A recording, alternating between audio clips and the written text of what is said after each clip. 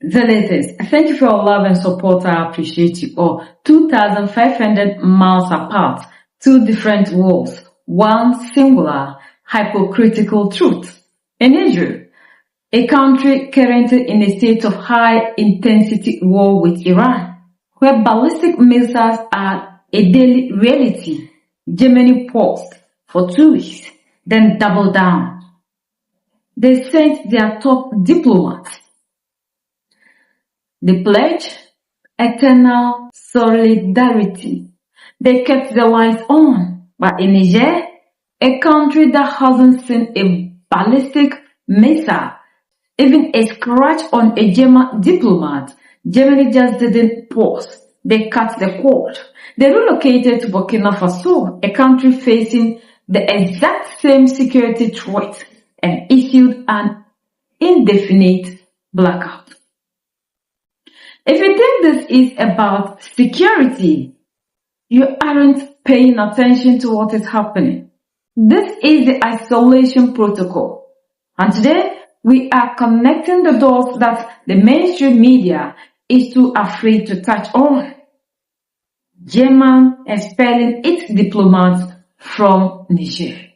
To understand why Germany pulled the plug on March 20, 2026, we have to look at the pattern of pressure. Nothing in the Sahel happens by accident. January 29th, a sophisticated attack hit the Niamey International Airport. Armed drones, small arms, coordinated fighters. It was a message. January 30th, less than 24 hours later, the U.S. triggers a departure order. They didn't wait for an investigation. They reacted to a script already written. Might of the European Parliament pushed by a retired French general who led the very missions that destabilized Libya and Mali passes a resolution demanding the release of the deposed president, Mohamed Bazoum. This wasn't a reaction to a kidnapping risk. This was a cascading diplomatic siege. When Niger summoned the EU's top diplomat and told them, "We don't take lessons from France or anyone else," the West realized their soft power was dead. So they needed to do something to cover up and project themselves to be the victims. The embassy closure was the kill switch. Let's talk about the dot nobody connects. The signal. When a heavyweight like Germany closes its embassy, it's not just about visas. It is a systematic sabotage. Insurance premiums. They skyrocketed for any business trying to operate in Niger. Airlines. They consider their routes, citing safety when it's actually diplomatic pressure. Something big is about to happen in Niger that we don't know. Germany decided that to pull out all the diplomatic staffs out from Niger. Why? By saying that Westerners are a prime target for kidnappings, guns, and stuff like that. Now, last week, European Parliament decided to pass a resolution. The former president of Niger, Mohamed Bazoum, by saying that because of the human rights, they should release Mohamed Bazoum from prison, which means that European Parliament is trying to pressure the current government of Niger to release Mohamed Bazoum. But why? Because France is lobbying the European Parliament to do everything to release Mohamed Bazoum, because Mohamed Bazoum is the darling of France. When he was in power, France was getting uranium for free. France is making billions of billions or millions of millions of US dollars, while the people in Niger, African people, are suffering.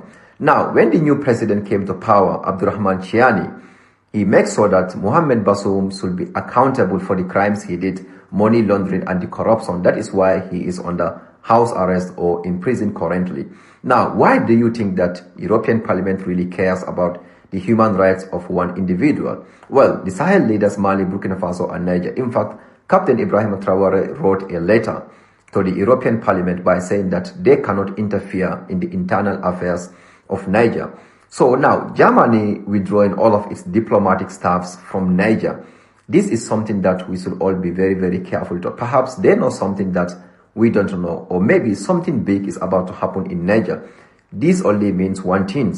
There is going to be a terror attack, perhaps in Niger, or maybe against the government or the important sectors within the government. But the leaders of Mali, Burkina Faso, and Niger, the Sahel leaders, are also saying that we are prepared for any scenario of anything that is about to happen in this country.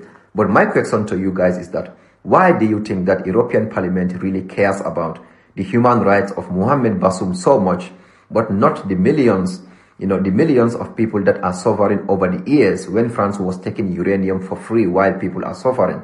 Now the uranium in Niger is being sold at the international market with more price, which means that it is now benefiting the people. But France do not want to let that go. They really want to stay in Niger. They really want to maintain in that country. They want to have access to the uranium. That is why France is lobbying the European Parliament to pass a resolution like this. Foreign investment. It dries out because level 4. Do not travel. Advisories are effectively economic sanctions without paperwork. Germany is using its diplomatic status to create a self-fulfilling prophecy. They call the Sahel unstable so they can force it into instability. It is a strategy of strategic impotence.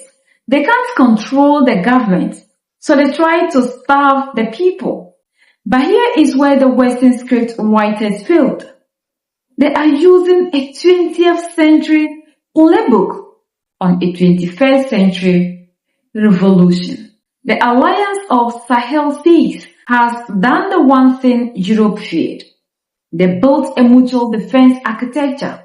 When Washington restricted visas for Nigerians, Niger hit back with reciprocal restrictions. This is what they don't want. They do not want power that stand up to them. Like Oga Tarif came out and said, they never thought that when they hit Iran was going to hit back. They always expect any other nation to bow down to them. Niger has completely distanced itself from them. Unlike Burkina Faso that have some kind of deals with them. So because Niger has taken control of total sovereignty, Niger has become a threat to them. So they have to abandon and create the impression that it's only Niger that is not good. And I don't know why Niger is, no, I understand. Because with Niger, they have access to everything that France needs for free. Have we seen how these people are collaborating and uniting even in this 21st century to continue to play on the African? Yet, even in this 21st century, we still see Africans who are dividing themselves just to please these people.